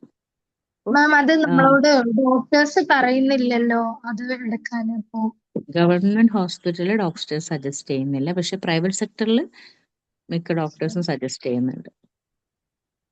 ഞാനൊന്നും പോയെടുത്ത് അത് പറഞ്ഞിട്ടില്ല, പ്രൈവറ്റ് ആണ്, സജസ്റ്റ് ചെയ്യും. ബട്ട് അത് പറഞ്ഞിട്ടില്ല. കാരണം നമുക്ക് അങ്ങനെ ഈ പ്രൈവറ്റിൽ അങ്ങനെ പറയുന്നില്ലല്ലോ. അതെ മൊത്തത്തിൽ അങ്ങനെ പറയുന്നില്ല, പക്ഷെ പ്രൈവറ്റിലാണ് പ്രൈവറ്റില് എന്റെ മകന്റെ എന്റെ നമുക്ക് കുറെ ടെസ്റ്റ് ഒക്കെ ചെയ്യാൻ തരുന്നുണ്ട്. അതിൽ ഏതെങ്കിലും ആണോ എന്ന് അറിയില്ല. അല്ല എന്റെ പക്ഷെ എന്നാലും നമ്മൾ മഞ്ഞ കാണാറുണ്ട്. അങ്ങനെ വന്നിട്ടും ആ മഞ്ഞുണ്ട്. അത് ഒരു വാക്സിൻ എന്ന് പറഞ്ഞ് തരുന്നില്ല അങ്ങനെ. അപ്പൊ എനിക്കൊക്കെ ഇവിടെ എന്റെ 2 മക്കൾക്കും ഈ ജനനത്തിന് ശേഷം നല്ല മഞ്ഞുണ്ടായിരുന്നു. അതെ, എന്റെ മകളിപ്പോ പ്രഗ്നന്റ്, അപ്പൊ അവളുടെ ഡോക്ടർ പറഞ്ഞു ഹെപ്പറ്റൈറ്റിസ് ഇഞ്ചക്ഷൻ എടുത്താൽ നല്ലതാണ്, കാരണം ജനനത്തിന് ശേഷം മഞ്ഞ ഉണ്ടാവാനുള്ള സാധ്യത ഉണ്ടാവില്ല. അതാണ് ഇപ്പൊ പറയാൻ കാരണം. റീസെന്റ് ആയിട്ട് ഇപ്പോ ഇവൾക്കിപ്പം 5 months ആയി. അപ്പോ അതില് അപ്പൊ അങ്ങനെ എടുത്തു കഴിഞ്ഞു. പിന്നെ ഈ ജനനത്തിന് ശേഷവും ഇമ്മ്യൂണൈസേഷൻ ചാർട്ടിൽ വരുന്നുണ്ടല്ലോ ഹെപ്പറ്റൈറ്റിസ് എ ആൻഡ് ബി. ഇതിൽ വരുന്നില്ല. നമ്മൾ ക്ലാസ് ടെക്സ്റ്റ് ബുക്കിൽ വന്ന ഇമ്മ്യൂണൈസേഷൻ ചാർട്ടിൽ വരുന്നില്ല എന്നാണ് തോന്നുന്നത്. നോക്കട്ടെ, എനിക്ക് 9 months വീക്സ് അല്ല, സെക്കൻഡ് ഡോസ് പോളിയോ ഹെപ്പറ്റൈറ്റിസ് ഉണ്ട് 6 months വരുന്നുണ്ട് കേട്ടോ. 6 months ഹെപ്പറ്റൈറ്റിസ് എന്നുള്ളൊരു ഇഞ്ചക്ഷൻ വരുന്നുണ്ട്. ആ ഹെപ്പറ്റൈറ്റിസിൽ എയും ബിയും വരുന്നുണ്ട്. എയും ബിയും എടുക്കണം. അങ്ങനെ ആകുമ്പോഴാണ് കൃത്യമായിട്ടുള്ള പ്രിവെൻഷൻ വരുന്നത്. അപ്പൊ നമ്മുടെ ടെക്സ്റ്റ് ബുക്കിൽ 95-ാമത്തെ പേജിൽ ഇമ്മ്യൂണൈസേഷൻ ചാർട്ട് ഉണ്ട്. അതില് age 6 weeks month 6 months hepatitis, protect against jaundice, മഞ്ഞപ്പിത്തത്തിന് ഉള്ള ഇഞ്ചക്ഷൻ ജനിച്ചതിന് ശേഷവും വരുന്നത്. ജനിച്ചതിന് ശേഷം ഇഞ്ചക്ഷൻ എടുത്താൽ കുഞ്ഞുങ്ങൾക്ക് സ്കൂളിൽ നിന്ന് വരുന്ന ഈ ഒരു ജോണ്ടിസിന്റെ ഒരു സ്പ്രെഡ് കുറയുന്നുണ്ട്. Then the help of local authorities may also be utilized to form health programs in a school. Normally നമുക്ക് ചെറിയ ചെറിയ അതോറിറ്റീസ്, ഗവൺമെന്റ് അതോറിറ്റീസ് നമ്മുടെ സ്കൂൾസിൽ വരുന്നുണ്ട്, പക്ഷെ എല്ലാ സ്കൂളിലും ഗവൺമെന്റ് അതോറിറ്റീസിന് എത്താൻ സാധിക്കില്ല. അപ്പൊ അതുകൊണ്ട് സ്കൂൾസ് തന്നെ കോണ്ടാക്ട് ചെയ്തിട്ട് ചെറിയ ചെറിയ ഹോസ്പിറ്റൽസ്, പ്രൈവറ്റ് ഹോസ്പിറ്റൽസ് സ്കൂളുകളിൽ വന്ന് ചെക്കപ്പ് നടത്താറുണ്ട്. അപ്പൊ അവിടെ ചിലപ്പോൾ ചില കുട്ടികൾക്ക് എന്തെങ്കിലും പ്രോബ്ലംസ് ഉണ്ടായി കഴിഞ്ഞാൽ അവർ പറയും ഹോസ്പിറ്റലിലോട്ട് വന്ന് ചെക്ക് ചെയ്യണം. മിക്ക പാരൻസും, എനിക്ക് അനുഭവമുള്ളൊരു കാര്യമാണ്, മിക്ക പാരൻസും പറയാറുണ്ട് സ്കൂളുകാരും ഹോസ്പിറ്റലുകാരും തമ്മിലുള്ള ഒരു ടൈപ്പിന് വേണ്ടിയിട്ടാണ് അവർ വന്ന് ചെക്ക് ചെയ്യുന്നത്. പക്ഷെ ശരിക്കും അതല്ല. അത് നമ്മൾ കുട്ടികൾക്കൊരു ഹെൽത്ത് ചെക്കപ്പ് എന്നുള്ള രീതി കൂടെ. ഇപ്പൊ നഖം ശ്രദ്ധിച്ചിട്ടുണ്ടോ? ചില കുട്ടികൾ നമ്മൾ നഖം ഒന്ന് കട്ട് ചെയ്യാൻ പറയും. അപ്പൊ നഖം കട്ട് ചെയ്യുന്ന സമയത്ത് ചില കുട്ടികളുടെ നഖം നമുക്ക് ശ്രദ്ധിച്ചാൽ കാണാൻ പറ്റും. നമ്മളെ ഈ സ്കിന്നുമായിട്ട് ചേർന്ന് കിടക്കും. അവർക്ക് വെട്ടാനൊന്നും ഉണ്ടാവില്ല, പക്ഷെ ആ നഖം ഇങ്ങനെ പൊട്ടി പൊട്ടി പോയിക്കൊണ്ടിരിക്കും. വളരുന്നതിനനുസരിച്ച് തന്നെ ജസ്റ്റ് ഇങ്ങനെ ടച്ച് ചെയ്താൽ തന്നെ പൊട്ടിപ്പോവും. ആ നഖം പൊട്ടുന്നത് മറ്റേതെങ്കിലും രോഗത്തിന്റെ ലക്ഷണമാണ്. അതുപോലെ നഖത്തിന് താഴ്ഭാഗത്ത് വരുന്ന പർപ്പിൾ കളർ, പിന്നെ നഖത്തിൽ വരുന്ന വൈറ്റ് ഡോട്ട്സ്, പുതിയ ഡ്രസ്സ് കിട്ടാനല്ല വൈറ്റ് ഡോട്ട്സ് ഉണ്ടാവുക, അത് ഒരുതരം ഇൻഫെക്ഷൻ ആണ്. നമുക്കൊക്കെ ഒരു വിശ്വാസമല്ലേ, പുതിയ ഡോട്ട്സ് വന്ന പുതിയ ഡ്രസ്സ്, എനിക്ക് ഒരു ഡ്രസ്സ് കിട്ടും, എനിക്ക് 2 ഡ്രസ്സ് കിട്ടും, 1, 2, 3 ഒക്കെ ഡോട്ട്സ് ഉണ്ടായിരിക്കും. പക്ഷെ ഇപ്പൊ വളർന്നതിന് ശേഷം നമുക്കില്ലല്ലോ. പഠിക്കുന്ന കാലത്തല്ലേ ഉണ്ടായിരുന്നത്. അത് ശരിക്കും ഒരു ഇൻഫെക്ഷൻ ആണ് നഖത്തിന് വരുന്നത്.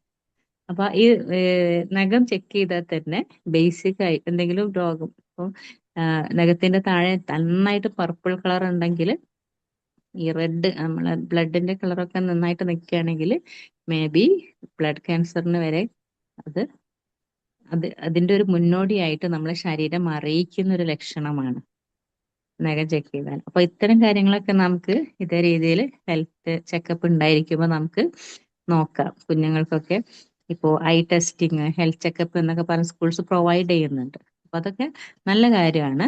കാരണം നമുക്കിപ്പോൾ ആ ഹോസ്പിറ്റലിൽ തന്നെ പോകണമെന്നില്ലല്ലോ, വേറെ ഹോസ്പിറ്റലിൽ പോവാലോ ചെക്ക് ചെയ്യാൻ. അപ്പൊ അത് ഉപയോഗപ്പെടുത്തുക. 3-ാമത്തെ point, provide first aid for the needed. First aid പറഞ്ഞാൽ നമുക്ക് നോർമലി പിന്നെ വരുന്ന മുറിവ്, അതുപോലെ തന്നെ ബോധക്ഷയം, ഫിറ്റ്സ്, ഇതൊക്കെ ഉണ്ടാവും. ബോധക്ഷയം വരുന്ന സമയത്ത് CPR ഒക്കെ കൊടുക്കേണ്ടി വരും. CPR കൃത്യമായിട്ട് കൊടുക്കാൻ ഇപ്പം നിങ്ങൾക്ക് ടീച്ചേഴ്സ് ആയിട്ട് സ്കൂളിലോട്ട് പോകുമ്പോൾ ട്രെയിനിങ് സെക്ഷനിലൊക്കെ ഉണ്ടായിരിക്കും. നിങ്ങൾക്ക് സ്കൂൾസിൽ ടീച്ചേഴ്സിന്റെ ട്രെയിനിങ് സെക്ഷനിലൊക്കെ CPR കൊടുക്കേണ്ട രീതി, കുഞ്ഞ് വെള്ളത്തിൽ മുങ്ങിയാൽ ഏത് രീതിയിലാണ് കുഞ്ഞിനെ രക്ഷപ്പെടുത്തേണ്ടത്, അതുപോലെ തന്നെ പൊള്ളലേറ്റാൽ ദെൻ എന്തെങ്കിലും പഴുതാരയോ വിഷജന്തുക്കൾ, തേള്, പഴുതാരയോ കുത്തി കഴിഞ്ഞാൽ എങ്ങനെയാണ് കുഞ്ഞിനെ നമ്മൾ ഫസ്റ്റ് എയ്ഡ് കൊടുക്കേണ്ടത് എന്നുള്ള ട്രെയിനിങ് ഒക്കെ കിട്ടും. ഫസ്റ്റ് എയ്ഡ് കിറ്റ് എപ്പോഴും നമ്മൾ സ്കൂളിൽ കീപ്പ് ചെയ്യണം. ഡെറ്റോള്, കോട്ടൺ, അതുപോലെ മുറിവ് കെട്ടാനുള്ള വസ്തുക്കൾ, പിന്നെ എന്തെങ്കിലും കയ്യോ കൊടി, ഞാൻ നേരത്തെ പറഞ്ഞതുപോലെ സ്കെയില്, മരത്തിന്റെ എന്തെങ്കിലും പീസ് വെച്ചിട്ട് വേണം നമ്മൾ ഹോസ്പിറ്റലിലോടൊക്കെ കൊണ്ടുപോകാൻ. അതൊക്കെ ഫസ്റ്റ് എയ്ഡുമായി ബന്ധപ്പെട്ടതാണ്. CPR കൊടുക്കുന്ന സമയത്ത് എപ്പോഴും നമ്മൾ ഷോൾഡറിൽ തട്ടിയിട്ട് കുഞ്ഞ് റെസ്പോൺസ് ചെയ്യണ്ടോ എന്നുള്ളത് ശ്രദ്ധിക്കണം. റെസ്പോൺസ് ചെയ്യുന്നില്ല എന്നുണ്ടെങ്കിൽ ഉടനെ തന്നെ നമ്മൾ ജസ്റ്റ് ഒരു 3-4 സെക്കൻഡ് CPR കൊടുത്ത് നോക്കിയിട്ടും കുഞ്ഞ് റിക്കവർ ആവുന്നില്ലെങ്കിൽ ഉടനെ തന്നെ ഹോസ്പിറ്റലിൽ എത്തിക്കുക. ഉടനെ നമ്മൾ ഫസ്റ്റ് എയ്ഡ് കൊടുക്കാതെ ഒരു കാരണവശാലും ഹോസ്പിറ്റലിലോട്ട് കൊണ്ടുപോകരുത്. കാരണം കൊണ്ടുപോയി കഴിഞ്ഞാൽ എന്താണ്, അവിടെ എത്തുമ്പോഴേക്ക് കുഞ്ഞ് ചിലപ്പോൾ നമ്മുടെ കയ്യിൽ നിന്ന് പോകാനും സാധ്യതയുണ്ട്. അപ്പൊ അത് ശ്രദ്ധിക്കുക. CPR കൊടുക്കേണ്ടത് കൊടുക്കുക, അല്ലാത്ത സമയത്ത് പെട്ടെന്ന് തന്നെ ഹോസ്പിറ്റലിൽ എത്തിക്കുക. Then 4th point, it should be taken care of that students are getting clean and healthy food and drinks which is more natural. കുഞ്ഞുങ്ങൾ വീട്ടിൽ നിന്ന് കൊണ്ടുവരുന്ന ഫുഡ് ഹെൽത്തി ആയിട്ടുള്ളതാണോ ചെക്ക് ചെയ്യണം. ടീച്ചേഴ്സിന് വലിയ റിസ്ക് ഉള്ള ഒരു സംഭവമാണ് ഈ പിന്നെ ടിഫിൻ ബോക്സ് ശ്രദ്ധിക്കുക എന്നുള്ളത്.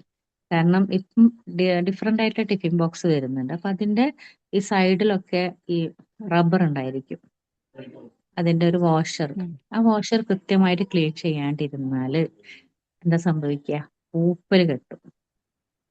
അതിങ്ങനെ ഫുഡ് തുറക്കുമ്പോ തന്നെ ഒരു ബാഡ് സ്മെല്ല് വരും ഉള്ളിലോട്ട്. അതുപോലെ ഈ പിന്നെ എന്താണ് നമ്മളെ കാസറോള് പോലുള്ള ലഞ്ച് ബോക്സ് ഉണ്ട്, അതിന്റെ ഇടയിലോട്ട് വെള്ളം ഇറങ്ങും. അത് ഭയങ്കര സ്മെല്ല്, ബാഡ് സ്മെല്ലാണ്. ഞങ്ങൾക്ക് കുട്ടികൾക്കൊക്കെ ഭയങ്കരമായിട്ട് പ്രശ്നമുള്ളൊരു കാര്യം. ഇപ്പൊ ഞങ്ങൾ സ്ട്രിക്റ്റ് ആയിട്ട് പറഞ്ഞൊരു കാര്യം, സ്റ്റീലിന്റെ ലഞ്ച് ബോക്സ് കൊടുത്തു വിടുക. ഒരു കാരണവശാലും പ്ലാസ്റ്റിക് കൊടുത്തു വിടാണ്ടിരിക്കുക. പ്ലാസ്റ്റിക് ആകുമ്പോൾ കൃത്യമായിട്ട് അതിൽ എണ്ണ മെഴുക്ക് പോകുന്നില്ല. തലേ ദിവസം ഫുഡിന്റെ എണ്ണ മെഴുക്ക് അതിൽ തന്നെ കിടക്കും. എത്ര നന്നായിട്ട് ക്ലീൻ ചെയ്താൽ പോലും നല്ല ക്വാളിറ്റി ഉള്ള പ്ലാസ്റ്റിക് ആണെങ്കിൽ ഓക്കെ, അല്ലാത്തതൊക്കെ നമുക്ക് കേടാണ്. കുഞ്ഞുങ്ങൾക്ക് ഫുഡ് അതിൽ ചൂടോട് കൂടിയിട്ടാണ് ഇവർ ഫുഡ് വിളമ്പുന്നത്. പ്ലാസ്റ്റിക്കിൽ ചോറൊക്കെ ആക്കുന്നത് ചൂടോട് കൂടി. അപ്പൊ ആ ചൂട് കിടന്നിട്ട് പ്ലാസ്റ്റിക്കിൽ നിന്നും ചെറിയൊരു പോയിസണി ഫുഡിലോട്ട് വരാനുണ്ട്. അപ്പൊ അത് കൃത്യമായിട്ട് ശ്രദ്ധിക്കണം. അപ്പം പിന്നെ കുടിക്കുന്ന വെള്ളം ക്ലീൻ ആയിരിക്കണം. സ്കൂളിൽ നിന്നാണെങ്കിലും തന്നെ നമുക്ക് ഈ വാട്ടർ പ്യൂരിഫയർ ഒക്കെ യൂസ് ചെയ്യാം. വാട്ടർ പ്യൂരിഫയർ യൂസ് ചെയ്യുകയാണെങ്കിൽ പോലും 3 മാസം കൂടുമ്പം പ്യൂരിഫയറിന്റെ ഉള്ളിലുള്ള സിലിണ്ടർ ക്ലീൻ ചെയ്യണം. അതൊക്കെ നമ്മൾ കൃത്യമായിട്ട് ശ്രദ്ധിക്കണം. ഇനി ഔട്ട്സൈഡ് സ്കൂളിന് പുറത്തുള്ള കാര്യങ്ങൾ, സ്റ്റാൻഡേർഡ് ഓഫ് ലിവിങ്, ജീവിതചര്യ. ചിലര് ഹൈ പിന്നെന്താ പറയാ, ഭയങ്കര ശുചിത്വമായിരിക്കും. പക്ഷെ ചിലരാണെന്നുണ്ടെങ്കിൽ ഒട്ടും ശ്രദ്ധിക്കില്ല. ഫുഡ് തുറന്നു വെച്ചാലും തണുത്താലും ഒക്കെ ഉള്ളത് കഴിക്കുക എന്നുള്ള സിസ്റ്റത്തിലേക്കായിരിക്കും. പക്ഷെ ചിലരാണെങ്കിൽ ഓൺ ദി സ്പോട്ടിൽ ഭക്ഷണം ഉണ്ടാക്കി കൊടുക്കും, ചൂടോടുകൂടി ഫുഡ് കൊടുക്കുക. ചൂടോട് പറഞ്ഞാൽ വല്ലാണ്ട് തണുക്കാതെ, ആദ്യം തണുക്കാതെ ഓൺ ദി സ്പോട്ടിൽ തന്നെ ഉണ്ടാക്കി കൊടുക്കുക. അതുപോലെ തന്നെ അതിൽ കൃത്യമായിട്ട് ന്യൂട്രീഷൻസ് അടങ്ങിയിട്ടുണ്ടോ എന്നുള്ളത് നോക്കുക. ഇതൊക്കെ വളരെ ഇമ്പോർട്ടൻ്റ് ആണ്. If the standard of living society is high, the health and hygiene of the people can be preserved. സൊസൈറ്റിയിൽ എപ്പോഴും ഹൈജീനിക് ആയിട്ട് ഹൈ ആയിട്ടുള്ള ആളുകൾ എന്താണ് ഈ ഹെൽത്ത് ആൻഡ് ഹൈജീനിൽ എപ്പോഴും പ്രിസർവ്ഡ് ആയിരിക്കും. It should be the concern of the society and the government to raise the standard of living of the people. ഇപ്പം പാവപ്പെട്ട ആളുകളാണെന്നുണ്ടെങ്കിലോ അവർക്കുള്ള ഫുഡ്, അവർക്ക് എല്ലാ തരത്തിലുള്ള ഫുഡും ചിലപ്പോൾ അവർക്ക് വാങ്ങിക്കാൻ പറ്റിയെന്ന് വരില്ല. അപ്പൊ അതുകൊണ്ട് ഗവൺമെന്റ് പ്രൊവൈഡ് ചെയ്യാണ് എന്താണ് കടല, പയറ്, അതുപോലെ ഓയില്, ഇതൊക്കെ ഗവൺമെന്റ് പ്രൊവൈഡ് ചെയ്യുന്നില്ലേ. ഇപ്പം BPL കാർഡിനാണെന്നുണ്ടെങ്കിൽ അരി അതുപോലെ പയർവർഗ്ഗങ്ങളൊക്കെ ഗവൺമെന്റ് പ്രൊവൈഡ് ചെയ്യുന്നുണ്ട്. അപ്പം അവർക്ക് ആവശ്യമുള്ള, അതായത് പാവപ്പെട്ട ഫുഡിന്റെ ഇത്തരം ന്യൂട്രീഷൻസ് വാങ്ങിക്കാൻ പറ്റാത്തവർക്ക് ഗവൺമെന്റ് ഫുഡ് പ്രൊവൈഡ് ചെയ്യുന്നുണ്ട്. അപ്പൊ അത് കൃത്യമായിട്ട് കുഞ്ഞുങ്ങളിലേക്ക് എത്തിക്കുക എന്നുള്ളത് ആരുടെ ഡ്യൂട്ടിയാണ്? പാരന്റ്സിന്റെ ഡ്യൂട്ടിയാണ്.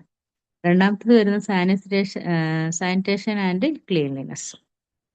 കേരളത്തിൽ സാനിറ്റേഷൻ ഓക്കെയാണ്, പക്ഷെ കേരളത്തിന് പുറത്തേക്ക് പോയ സാനിറ്റേഷൻ എത്ര ഉണ്ടെന്നുള്ളത് നമുക്കൊക്കെ അറിയാവുന്ന കാര്യമാണ്. അപ്പൊ അത് ഭയങ്കരമായിട്ട് പ്രോബ്ലംസ് ആണ്. Sanitation and cleanness of city or village is very necessary. If the city is dirty and the premises of the school not cleaned. City dirty ആണെങ്കിൽ സ്കൂളും എന്താണ് അൺക്ലീൻ ആയിരിക്കും. Children cannot escape falling prey to diseases. കുട്ടികൾ അവിടെ രോഗത്തിൽ നിന്ന് ഒരിക്കലും മുക്തരാവില്ല, എപ്പോഴും രോഗം വന്നുകൊണ്ടിരിക്കും. അപ്പൊ നമ്മള് കുറെ വർഷങ്ങൾക്ക് മുമ്പ് കേട്ടൊരു കാര്യമാണ് സൂററ്റിലെ പ്ലേഗ്. സൂററ്റിലാണത് സ്റ്റാർട്ട് ചെയ്തത്. സൂററ്റ് എന്ന് പറഞ്ഞാൽ വലിയ ഒരു ബിസിനസ് സിറ്റിയാണ്. അവിടെയാണ് പ്ലേഗ് സ്റ്റാർട്ട് ചെയ്തത്. അതും എലികളിലൂടെ, വെള്ളത്തിലൂടെയാണ് ശരീരത്തിൽ, നമ്മളെ കാലിലൊക്കെ മുറിവുണ്ടെങ്കിലൊക്കെ ശരീരത്തിലേക്ക് ഡയറക്റ്റ് അങ്ങോട്ട് കയറുകയാണ്. പിന്നെന്താ സംഭവിക്കുന്നത്? നമ്മുടെ ഇന്റേണൽ ഓർഗൻസ് എല്ലാം വീക്ക് ആവുകയാണ്, ആള് മരണത്തിലേക്ക് പോകുന്നു. അപ്പൊ ഇതൊക്കെ സാനിറ്റേഷനും അതുപോലെ ക്ലീൻലിനെസിന്റെ ഭാഗമായിട്ട് വരുന്നതാണ്. പിന്നെ ടോയ്ലറ്റിന്റെ കാര്യത്തിൽ നമുക്ക് ഏറ്റവും കൂടുതൽ ഭയങ്കര പ്രയാസമാണ് ഈ മഞ്ഞപ്പിത്തത്തിന്റെ കാര്യം. നിക്കൽ കോളിഫോം ബാക്ടീരിയ നമ്മുടെ മരത്തിൽ നിന്നാണ് മറ്റുള്ള ഏരിയയിലേക്കൊക്കെ എത്തുന്നത്, കിണറിലേക്കും ഒക്കെ. കിണറും ടാങ്കും തമ്മിൽ നിശ്ചിത അകലം ഉണ്ടായിരിക്കണം, അല്ലെങ്കിൽ കിണർ വെള്ളത്തിലേക്ക് നിക്കൽ കോളിഫോം ബാക്ടീരിയ എത്തുന്നതാണ്. തേർഡ് പോയിന്റ് വരുന്നത് food and cloth. Food provided to children should be nutritious and, എപ്പോഴും ഫുഡ് എപ്പോഴും എന്താണ് ന്യൂട്രീഷ്യസ് ആയിരിക്കാം. ഇനി ക്ലോത്ത്സ് ആണെങ്കിലോ, clothes they put on should be neat and clean. കാണാൻ ഭംഗിയൊന്നും വേണമെന്നില്ല, പക്ഷെ എല്ലാ ദിവസവും അത് കഴുകി ഉണക്കി അയൺ ചെയ്തതായിരിക്കണം ക്ലോത്ത്, കുട്ടികൾക്ക് ഇടാൻ കൊടുക്കുന്ന വസ്ത്രം.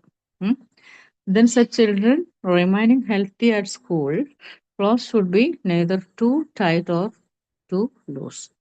നന്നായിട്ട് ടൈറ്റ് ഉള്ളതോ അല്ലെങ്കിൽ നല്ല ലൂസ് ഉള്ളതോ ആയിട്ടുള്ള വസ്ത്രങ്ങൾ ഒരിക്കലും കുഞ്ഞുങ്ങൾക്ക് ധരിക്കാൻ പാടില്ല. നല്ല ടൈറ്റ് ആകുമ്പോൾ കുഞ്ഞുങ്ങളുടെ മസിൽ ഡെവലപ്മെന്റിനെ അത് ബാധിക്കും. ലൂസ് ആയിരിക്കുന്ന സമയത്ത് കുഞ്ഞിന് അത് ശരീരത്തിൽ ശരിയായ രീതിയിൽ കിടക്കില്ല. അതുപോലെ തന്നെ ശരീരത്തിലേക്ക് മറ്റ് അണുക്കളൊക്കെ കയറാൻ സാധ്യതയുണ്ട്, പിന്നെ തട്ടിത്തടഞ്ഞ് വീഴാനും സാധ്യതയുണ്ട്. എപ്പോഴും നീറ്റായിട്ട് അയൺ ചെയ്തിട്ട് തന്നെ കുഞ്ഞിന് ക്ലോത്ത്സ് ഇട്ട് കൊടുക്കാവും. Then fourth point, house. The location and plan of house have good role in keeping the health of people in it. Good ventilation and sunlight is necessary. Surroundings should be clean and free from unhealthy conditions. വീട് എപ്പോഴും നിൽക്കേണ്ടത് എന്താണ്? ഒരു കൃത്യമായിട്ടുള്ള നല്ല ഒരു പ്ലാനിൽ നമ്മൾ കൊടുക്കണം. ഭംഗിയുള്ള പ്ലാനിനേക്കാളും വേണ്ടത് സൺലൈറ്റ്, അതുപോലെ എയർ സർക്കുലേഷനും കൃത്യമായിട്ടുള്ള വെന്റിലേഷൻ, എയർ സർക്കുലേറ്റ് ചെയ്യാനുള്ള കൃത്യമായിട്ടുള്ള വെന്റിലേഷനും വീടിന് കൊടുക്കണം. ഇപ്പോൾ എന്നെക്കൊക്കെ അനുഭവം ഉണ്ടായിരിക്കും, ഫ്ലാറ്റ് ലൈഫാണ്. മറ്റുള്ളവർക്ക് ആരൊക്കെ എനിക്ക് അറിയില്ല കേട്ടോ, ഞാൻ എന്നെ ഇങ്ങനെ കാണുന്നതുകൊണ്ടാണ് ഞാൻ നോട്ട് ചെയ്തത്.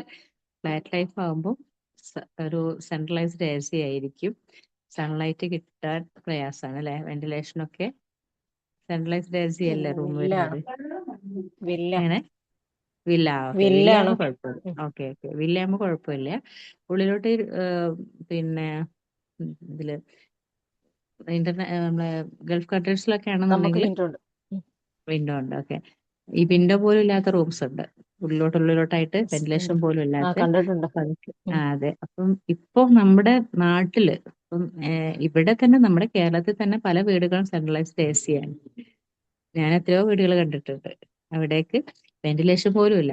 എല്ലാം എന്താണ്, സെൻട്രലൈസ്ഡ് എ സി. ഉള്ളിലേക്ക് കയറി കഴിഞ്ഞാൽ പിന്നെ പുറം ലോകമായിട്ട് യാതൊരു ബന്ധവുമില്ല. സൺലൈറ്റ് ഉള്ളിലേക്ക് കടക്കുന്നില്ല, വെന്റിലേഷൻ ഉള്ളിലേക്ക് കടക്കുന്നില്ല. നമ്മുടെ സ്കിന്ന് ഡ്രൈ ആവുന്നു, നമ്മുടെ ശരീരം ഡീഹൈഡ്രേറ്റഡ് ആവുകയാണ്. എ സിയിൽ 24 ഹവേഴ്സ് നിൽക്കുന്ന ഒരാൾക്ക് കൂടുതലായിട്ട് വെള്ളം കുടിക്കണം. നോർമലി വെള്ളം കുടിക്കുന്നതിന്റെ ഡബിൾ വെള്ളം കുടിക്കണം. എങ്കിൽ മാത്രമേ ശരീരത്തിൽ നമ്മൾ ബാലൻസ് ചെയ്യുള്ളൂ, വാട്ടർ ബാലൻസ് ചെയ്യുന്നുള്ളൂ. അപ്പം മോയ്സ്ചറൈസിങ് ക്രീം യൂസ് ചെയ്യണം സ്കിന്നിന് എപ്പോഴും. അതായത് പുറത്തേക്ക് പോകുമ്പോൾ സൺസ്ക്രീം യൂസ് ചെയ്യണം, വീട്ടിലിരിക്കുമ്പോൾ മോയ്സ്ചറൈസിങ് ക്രീം യൂസ് ചെയ്യണം. പിന്നെ എപ്പോഴും നാച്ചുറൽ ആയിട്ട് ഇരിക്കുന്ന സമയം അപ്പൊ അത് ശ്രദ്ധിക്കുക. സൺലൈറ്റും വെന്റിലേഷനും വീട്ടിന് കൊടുക്കാൻ ശ്രദ്ധിക്കുക. ദെൻ എപ്പോഴും സറൗണ്ടിങ്സ് ക്ലീൻ ആയിരിക്കണം. അൺഹെൽത്തി കണ്ടീഷൻസ്, വേസ്റ്റ് കാര്യങ്ങൾ, അതുപോലെ വേസ്റ്റ് വാട്ടർ, ഇതൊന്നും വീടിന് ചുറ്റുഭാഗവും കെട്ടിക്കിടക്കാതെ ശ്രദ്ധിക്കുക. 5ാമത്തെ പോയിന്റ് വളരെ ഇമ്പോർട്ടൻ്റ് ആണ്. ഇന്ന് ഏറ്റവും കൂടുതലായിട്ട് നമ്മൾ ചെയ്യുന്ന വലിയൊരു മിസ്റ്റേക്ക് കൂടിയാണ്. 5ാമത്തെ പോയിന്റ് പറയുന്നത് interior. The interior should be kept neat and clean for the children to be free from unhygienic situation. വീട്ടിലെ കട്ടില്, ബെഡ്, സെറ്റി എല്ലാം എന്താണ്, ഇപ്പോൾ ഇൻബിൽഡ് ആണ്. ഒന്നും എടുത്ത് മാറ്റിയിടാനോ പുറത്തേക്ക് എടുക്കാനോ ഒന്നും പറ്റാത്ത രീതിയിലാണ് പലപ്പോഴും ഇന്റീരിയർ ചെയ്യുന്നത്. പിന്നെ ഇന്റീരിയർ ചെയ്യുമ്പോൾ മറ്റൊരു വലിയൊരു അബദ്ധം കാണിക്കുന്നുണ്ട്. ഇൻസെക്റ്റിന് അതുപോലെ ഉറുമ്പിനൊക്കെ എഗെയിൻസ്റ്റ് ആയിട്ട് ഒരു മെഡിസിൻ അടിക്കുന്നുണ്ട് വീട്ടിൽ. തറയിലോട്ട്, തറ തുളച്ചിട്ട്, ചുമര് തുളച്ചിട്ടൊക്കെ കൊടുക്കുന്നുണ്ട്. ഈ എന്താ മാറാല, അതൊന്നും ഇല്ലാണ്ടിരിക്കാൻ. പക്ഷെ അത് പാറ്റകള്, ഇൻസെക്ട്സിന് അത് പിന്നെ ഒക്കെ തുരത്താൻ വേണ്ടിയിട്ടാണ്. പക്ഷെ അത് നമുക്ക് എത്രത്തോളം ഹെൽത്തിയാണ്? ഇൻസെക്ട് വരുന്നില്ല, ഒരു പാറ്റ പോലും നമ്മുടെ റൂമിലേക്ക് കടക്കുന്നില്ല എങ്കിൽ അവിടെ എന്താണുള്ളത്? കെമിക്കലാണുള്ളത്. നമ്മൾ ശ്വസിക്കുന്ന വായു വരെ കെമിക്കലാണ്. ഇതില് ഇന്റീരിയർ ഒക്കെ ചെയ്ത എത്രയോ വീടുകൾ ഞാൻ കണ്ടിട്ടുണ്ട്. ആ ബെഡ് സെറ്റ് ഒക്കെ ഇന്റീരിയർ ചെയ്തിട്ട്, ഇപ്പൊ കിച്ചൺ റേക്ക് നിങ്ങൾക്ക് പൊതുവെ അറിയുന്ന ഒരു കാര്യമാണ്. ഒരു 2, 3, 4 വർഷം കഴിയുമ്പോഴേക്കും ചെതിലങ്ങനെ അതിന്റെ അടിയിൽ നിന്ന് അങ്ങനെ കയറി വരാൻ തുടങ്ങും. ആ ചെതിൽ പുറത്തേക്ക് എത്തിയിട്ട് നമ്മൾ കാണുന്നുള്ളൂ. അല്ലെങ്കിൽ ആ വെള്ള പൗഡർ, ഇതിന്റെ ഒരു വെള്ള പൗഡർ ഉണ്ടായിരിക്കും, അതൊക്കെ പുറത്തേക്ക് എത്തിയിട്ടേ നമ്മൾ കാണുന്നുള്ളൂ. പക്ഷെ അത് എത്രയോ കാലങ്ങളായിട്ട് അതിനുള്ളിൽ ഇങ്ങനെ വർക്ക് ചെയ്തുകൊണ്ടിരിക്കുകയാണ് അല്ലെ. ഇതൊക്കെ ശ്വസിക്കുന്നത് ആരാണ്? നമ്മളും നമ്മുടെ മക്കളുമാണ്. അവിടെ അലർജിക് ആയിട്ടുള്ള കാര്യങ്ങൾ വരുന്നുണ്ട്. അപ്പൊ അതൊക്കെ നമ്മൾ ശ്രദ്ധിക്കുക. ഇന്റീരിയർ എപ്പോഴും ക്ലീൻ ചെയ്യുക, ഫർണിച്ചർ ക്ലീൻ ചെയ്യുക. ദെൻ നമ്മുടെ കിടക്കുന്ന ബെഡ്, ഷീറ്റ്, ഇതൊക്കെ എപ്പോഴൊരു വെയിൽ തട്ടുന്ന രീതിയിൽ, സൺലൈറ്റ് ഡയറക്റ്റ് അടിക്കുന്ന രീതിയിലേക്കൊക്കെ ഒന്ന് ജനൽ തുറന്നാൽ സൺറൈസ് നമ്മളെ ബെഡ്റൂമിലേക്ക് വരുന്ന രീതിയിലൊക്കെ സെറ്റ് ചെയ്ത് കഴിഞ്ഞാൽ, ഇനിയിപ്പം സൺറൈസ് അല്ലെങ്കിൽ സൺസെറ്റ് വരുന്ന രീതിയിൽ ഒന്ന് ജനൽ തുറന്നു കഴിഞ്ഞാൽ സൂര്യപ്രകാശം നമ്മുടെ റൂമിലേക്ക് ഇട്ടാണെങ്കിലും കുറെ ഈ അണുക്കള്, അന്തരീക്ഷത്തിൽ ഉള്ള അണുക്കൾ നശിക്കും. ഇതൊക്കെ നമ്മൾ കൃത്യമായിട്ട് പാലിക്കുക. വീട്ടിലാണെങ്കിലും സ്കൂളിലാണെങ്കിലും. അപ്പോൾ സ്കൂളിലും നമ്മൾ ഇതേപോലെ കുഞ്ഞുങ്ങളെ സിക്ക് റൂമൊക്കെ ഉണ്ടായിരിക്കും, കിടത്തൊക്കെ ആണെന്നുണ്ടെങ്കിൽ അവിടെ നമ്മൾ ഹെൽത്തി ആയിട്ടുള്ള കാര്യങ്ങളാണ് പ്രൊവൈഡ് ചെയ്യേണ്ടത്. അപ്പോൾ ഇത്രയും കാര്യങ്ങൾ നമുക്ക് ഇന്നത്തെ ക്ലാസ്സിൽ മനസ്സിലായിട്ടുണ്ടാവുമെന്ന് കരുതുന്നു. ഡൗട്ട്സ് ഉണ്ടെങ്കിൽ നിങ്ങൾക്ക് ഇപ്പം ചോദിക്കാം.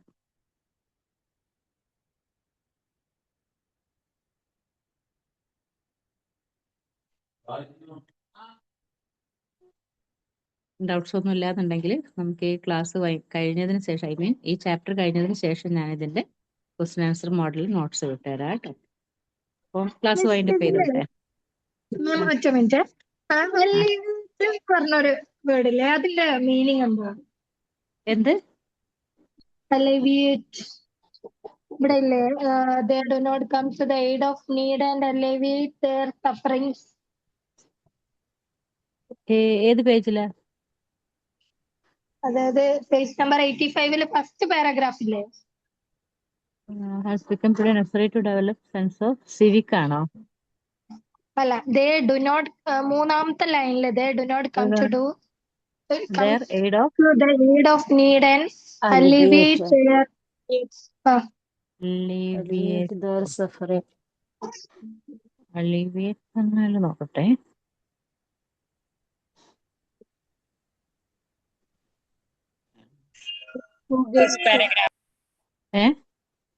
ലഘൂകരിക്കുക ഗൂഗിളിൽ നോക്കിട്ട് നോക്കട്ടെ. ലഘൂകരിക്കുക എന്ന് തന്നെയാണ് വരുന്നത്. ഐ മീൻ കുട്ടികളുടെ പ്രശ്നങ്ങള് ഇപ്പോ അവർക്ക് നമ്മളിപ്പം എന്താ പറഞ്ഞ സിവിക് പ്രോബ്ലംസ് ആണ്. ആൻറ്റി സോഷ്യലായിട്ട് മക്കള് ചെയ്യുന്ന കാര്യങ്ങള് അത് നമ്മൾ അവരുടെ റെസ്പോൺസിബിലിറ്റി ലഘൂകരിക്കുക. The generally fail in their duty. അവർ ചെയ്യുന്ന കാര്യത്തിൽ ഇൻ കേസ് അവർ ഫെയിൽ ആയി കഴിഞ്ഞാൽ to help their fellows they do not come to the aid of need and alleviate their sufferings. So one of the objective of health education is to cultivate a sense of civic civility. അവർക്ക് അവരുടെ കാര്യത്തില് in case നമ്മൾ എന്തെങ്കിലും duty അവരെ ഏൽപ്പിച്ചു കഴിഞ്ഞാല്, may be ഇപ്പൊ നമ്മള് എന്തൊരു ഡ്യൂട്ടി നമ്മൾ പറയാം, ക്ലാസ്സില് ചെറിയ ഒരു എക്സാമ്പിൾ പറയാം. ഇപ്പം സൈലന്റ് ആയിട്ട് ഇരിക്കുകയായിരുന്നു ക്ലാസ്സിൽ, സാറില്ലാത്ത സമയത്ത് ഭയങ്കരമായിട്ട് ബഹളം വെച്ചു. അപ്പോൾ HM വരികയാണ്. HM വരുമ്പോൾ നീ അല്ലേ ക്ലാസ് ലീഡർ, നീ എന്താ ക്ലാസ് ചെക്ക് ചെയ്യാതിരുന്നത് എന്ന് പറഞ്ഞിട്ട് അവനെ വഴക്ക് പറയാണ്. അപ്പോൾ അവന്റെ ഉള്ളിൽ എന്തായി, സ്ട്രെസ് ആയിട്ടുണ്ട്, ഒരു ഭയങ്കരമായിട്ടൊരു പ്രയാസം വന്നു. അപ്പൊ അത് നമ്മള് ഇപ്പൊ ക്ലാസ് ടീച്ചർ എന്ന രീതിയിൽ നമ്മൾ അവനെ ഒന്ന് ആ പ്രയാസം കുറയ്ക്കണം. ഐ മീൻ സാരല്ല, സാർ അങ്ങനെ ക്ലാസ് ബഹളമായിട്ടല്ലേ പറഞ്ഞത്, നീ എന്തിനാ ഇത്ര ടെൻസ്ഡ് ആവണേ എന്നൊക്കെ ചോദിച്ചിട്ട് അവന്റെ ഉള്ളിലുള്ള ആ ഒരു ഭയത്തെ നമ്മൾ ലഘൂകരിക്കുക. അതിനാണ് ആലിയേറ്റ് എന്ന് കൊടുത്തത് അവിടെ. ഇത് നമ്മളിവിടെ കറക്റ്റായിട്ട് നമ്മളൊരു പാരഗ്രാഫ് മൊത്തമായിട്ടാണ് പറഞ്ഞത്. കുഞ്ഞുങ്ങളെ പൗരത്വ ബോധമുള്ളവരായിട്ട് വളർത്തുക, അതുപോലെ തന്നെ ഇവർക്ക് സോഷ്യൽ റെസ്പോൺസിബിലിറ്റീസ് കൊടുക്കുക എന്നുള്ളത്. ഈ സോഷ്യൽ റെസ്പോൺസിബിലിറ്റീസിലൊക്കെ എന്തെങ്കിലും പോരായ്മ വരുമ്പോൾ കുഞ്ഞുങ്ങളെ കുറ്റപ്പെടുത്തും പലരും. അപ്പൊ അത് നമ്മൾ അവരുടെ ആ ഒരു സ്ട്രെസ് കുറയ്ക്കുക എന്നുള്ള രീതിയിലാണ് ഒരു വാക്ക് കൊടുത്തത് കേട്ടോ. അപ്പൊ അതൊരു ഒറ്റ വാക്കായിട്ട് പറയുമ്പോൾ നമുക്കതിന്റെ അർത്ഥം മിക്ക ടെക്സ്റ്റ് ബുക്കിലും അങ്ങനെ തന്നെ ഒരു വൺ വേർഡ് മീനിങ് എന്നുള്ള രീതിയിൽ നമുക്കിത് പോകാൻ കഴിയില്ല. മൊത്തമായിട്ടുള്ള ഇങ്ങനെ ഒരു ചാപ്റ്റർ വൈസ് ഇന്ന രീതി ഇന്ന കാര്യം എന്നുള്ള രീതിയിൽ പോകുമ്പോഴാണ് നമുക്കതിന്റെ കറക്റ്റ് മീനിങ് കിട്ടുക. ക്ലിയർ അല്ലേ? ഓക്കെ, നമുക്ക് വൈൻഡപ്പ് ചെയ്യാം. Good night. Good night. Thank you, ma'am. Welcome.